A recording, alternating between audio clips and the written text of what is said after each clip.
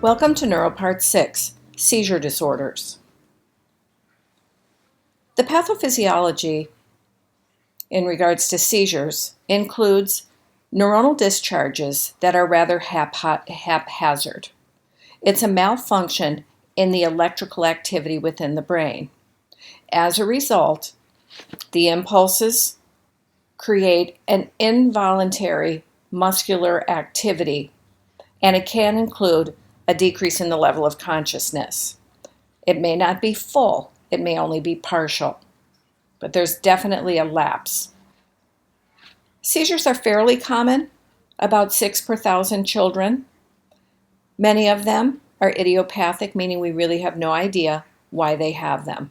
There may be a family history of seizure disorders. And in children who have febrile seizures, they have a decrease in the seizure threshold. And what this is the brain's ability to stop seizure-type discharges. We'll talk a little bit about these febrile seizures. They usually begin between the time the child is 6 months of age and they end about the time the kid is 5 years of age.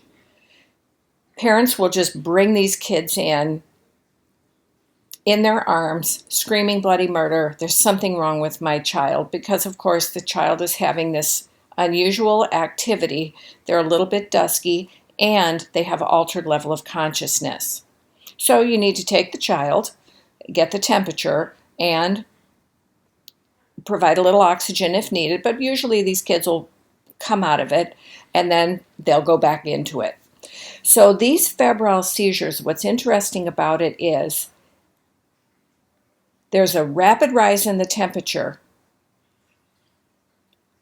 and then the kid has the seizure. The parents didn't even know the kid was sick and that they were having a temperature. And it can also occur if there's been a prolonged fever and it's never been broken with some type of antipyretic therapy. Febrile seizures can occur when a child has an ear infection because they have a rapid spike in their temperature, and in some URIs. It may progress to epilepsy, but that's not the usual case. Other things that can trigger seizures: increase in intracranial pressure, infections in the form of meningitis and encephalitis, which we've already discussed. New onset seizures when we have a hypoxic event. So there's anoxia to the brain, and then we have profound damage to the brain tissue. Perinatal injuries, which really can be an anoxic event as the baby is in utero, even during the birth process, and it can also happen when they have kernicterus, which is a dangerously high bilirubin level. Tumors can cause a seizure, other neurologic problems that cause nerve degeneration, and then head trauma. Some of our metabolic disorders can trigger seizures, and they can start out as infantile spasms and then progress to an unrelenting seizure disorder if the metabolic alteration is not discovered and treated. Hyponatremia can cause a seizure. Any kind of toxins that a kid gets into may also cause it. Hypoglycemia, like we discussed already, and then the septic child can develop seizures. I have these links on the Word docs, link to videos, and all of you really should look at these because it's going to show you what these seizures look like.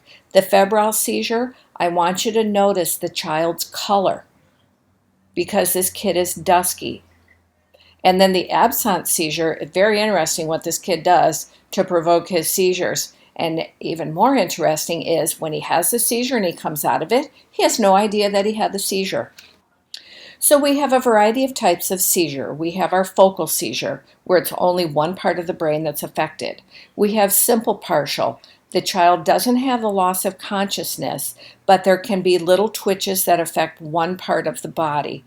They can have autonomic signs where they actually flush, they become tachycardic, their pupils can change, or they can have a sensory type of symptoms where they feel like they're going to fall, or they have the tingling, and that's what paresthesia is, or visual and auditory changes. They see flashing lights or they hear something unusual.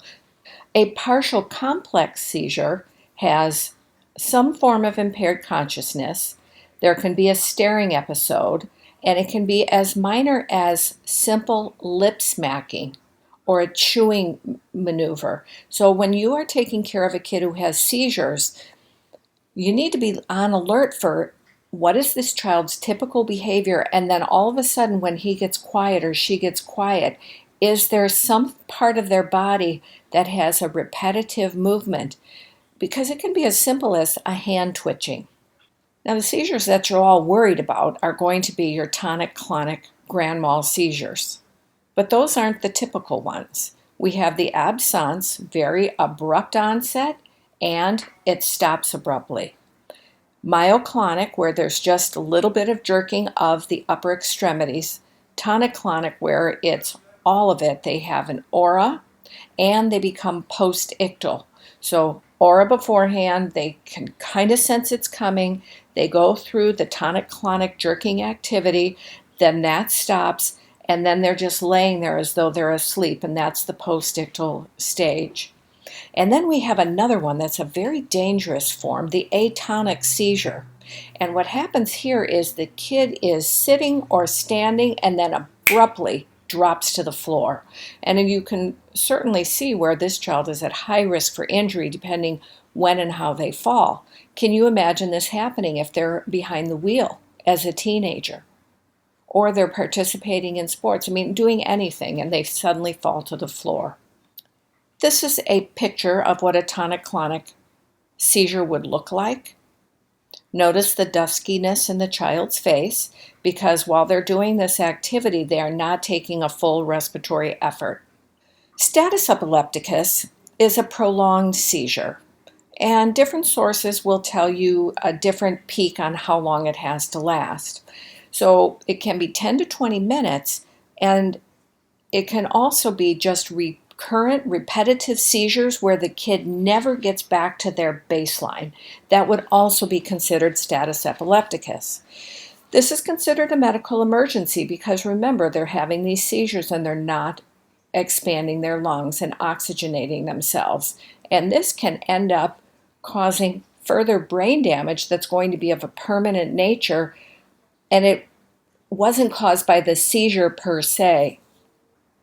When we're trying to prevent seizures, one of the biggest things that we want to promote is the parents administering the anticonvulsants as directed by the physician, and then also having them go to the lab so that we can make sure that the levels are within the therapeutic range.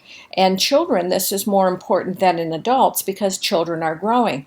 As they're growing, their need for the meds can increase simply because their milligram per kilo dose needs to be higher.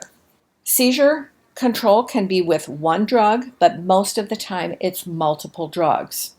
And similar to diabetes, if we put a kid on 2 or 3 drugs and we finally get good control, the physician may pull the initial drug away and see if we can just control them with 2 drugs. But that's what the neurologist will be working on.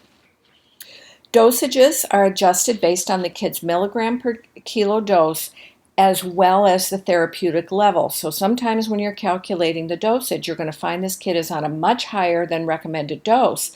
However, the reason that they're on that is because at the lower dose, they continue to have seizures. If we're having to give them the higher than normal dose, you need to be on alert for all the complications that that higher dose can cause in that child. When you're taking care of a child who has a seizure disorder, we need to implement seizure precautions. And for most of you, you're very well schooled in what seizure precautions are. So we will pad the bed as well as the crib rails, but you have to make sure that all the toys the kid has in this bed are going to be soft, so if they start having a seizure, they're not going to harm themselves with their toys. We want to prevent by avoiding triggers, and some kids are triggered by not enough sleep. So reinforcing to the parents the importance of maintaining that bedtime. Our adolescents are going to be more at risk for their seizures going out of control because they go out with their friends, they drink, and they are studying well into the night and they don't get enough sleep, and that's enough to trigger their seizures. Maintain fluid and electrolyte balance. Control hyperthermia. So when they get sick, take their temperature early, give them antipyretics, especially those who are prone to the febrile seizures. Once again, maintain the anticonvulsant levels by giving the medication at the same time every day and don't skip any dose. The other thing that you want to do is protect the child from harm. That's always your number one priority. So position on their side to protect their airway. We're going to give them blow-by oxygen. So any kind of a device on a tube, you get that oxygen that's fairly nearby where they're not going to strangle themselves with it. But when they're taking those short puffs of air, they're getting an increase in the oxygen intake. If they need to, you can loosen their clothes. And remember, we're not putting anything in the mouth. Parents and grandparents, aunts and uncles, they may be, oh my gosh, we have to put the tongue blade in because that's the old school of thought. So we need to tell them to back off. We know what we're doing and that we're causing more harm than good when we're trying to shove a stick in the kid's mouth.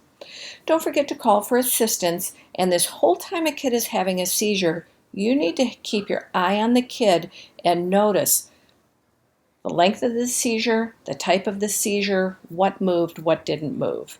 And then you're going to record that in the chart and report that to the physician or nurse practitioner. We have a variety of meds that we use to treat seizures, and it's two types of thought. We have the acute episode that's going on right now that we want to break that cycle, and then we have our meds that we're going to keep the kid on so that it's more of the prevention from them recurring. So our acute episode, we're going to give phenobarb, Dilantin, Valium, or Ativan. And the most common is going to be the Ativan, followed by Valium and phenobarb, and we're trying to get away from Dilantin. One of the things that you have to remember about giving IV Dilantin is it is not compatible with glucose. And so you have to clear your line with normal saline, give the drug, clear the line with normal saline, and then restart the D5.5 or whatever this child might be on. If Dilantin goes into the subcutaneous tissue, it's going to cause necrosis. So one of the things you want to do when you're taking care of a child with a seizure who has an IV or a saline lock is to make sure that it is really in the vein. So that's one of the first things you're doing when you're doing your environmental assessment, making rounds. If you give Dilantin too quickly, you're going to cause hypotension. And remember, decreased blood pressure decreases perfusion to the brain, and that can worsen the outcome of the seizure, but you caused it because of the seizure med. Long-term Dilantin, for some of the older kids, they're still on this. We're really backing off on this because of the gingival hyperplasia. So Tegretol, valproic acid, Topamax, Keppra, and Cerebix are all used very commonly. Long-term follow-up is required for a child who has seizure disorders, except for the child with febrile seizures. They can just be seen by the pediatrician. They may have a neuro consult, but after that, they still go to the pediatrician. Long-term seizure disorders, they are definitely seen by neurology. The parent education. Give the meds. Notice the side effects of the meds, what they should be on alert for. Safety issues, and we'll talk about that next. They should wear a medical alert bracelet because if this kid drops, paramedics need to know that this child has a seizure disorder and then they will be treated appropriately. They need to be taught about what to do when they are seizing, and it's the same kind of things that you're doing as a nurse. They should be taught CPR because if the child does stop breathing, you want them to be able to resuscitate that child successfully until rescuers can come to their assistance. Lab monitoring will include liver function studies because many of these anticonvulsants are tough on the liver, as well as your serum levels of the anticonvulsant. They need to see neurology. Initially, they might be seen every month, then every 3 months, every 6 months, and then annually. Safety is huge. These children should never, ever swim alone. They should always be wearing a helmet when they're on a bicycle, and they should also be accompanied by others. They need to be careful bathing, because if they have a seizure while they're in the bathtub and nobody's got their eyes on the kid can end up going underwater. So pools, bathing, swimming, all very important. They need to be very careful driving, because if this child gets in an accident while driving, their license will be taken away. And then they have to be followed for a period of time with neurology until neurology clears them to get a license again. And then avoid alcohol, because alcohol will provoke their seizures. When a child is having status epilepticus, additional nursing interventions that you need to implement are having the intubation equipment available and be prepared to assist the physician in initiating an intubation. It's going to be very difficult because this child has violent muscle contraction and it's very tough to open their mouth. They may need to be given a medication to paralyze the muscles just to be able to intubate the kid. Prevent the secondary injury, and then be prepared for rapid calculation of dosages for the rescue meds. We can give them a 50 ml bolus of IV 50% glucose just in case the seizure is due to hypoglycemia. And this would be a kid who doesn't have a known seizure disorder and it's the first time. I have listed here the medications and the dosages that we give for status. So we're going to go with our lorazepam, which has a longer half-life, or our diazepam. And then we'll follow that with the fosphenytoin or the phenytoin. Now, you don't have to memorize what the dosages are, but you do need to know what medications are used for status. For children who have intractable seizures, we can do a surgical procedure where it cuts through the nerve connections that are in the brain. The unfortunate part about that is the child usually is never the same afterward. So those of you who are at Chalk, you might see some kids who have had this done. We can use a vagal nerve stimulator. I haven't seen that done, but I have seen many, many children who are put on a ketogenic diet. Super high fat and protein, no carbs. And I put that as another video link that you can go online and you can see what that's all about. So once again, the education to the parents. What is the disease? What is the pathology associated with seizures? Safety measures, emergency care measures. What are the triggering factors if we've identified them? What to do in case of a fever? We need to tell them, do not stop the medications. Always have extra at home just in case there's some type of disaster on the outside that they can't go get their meds.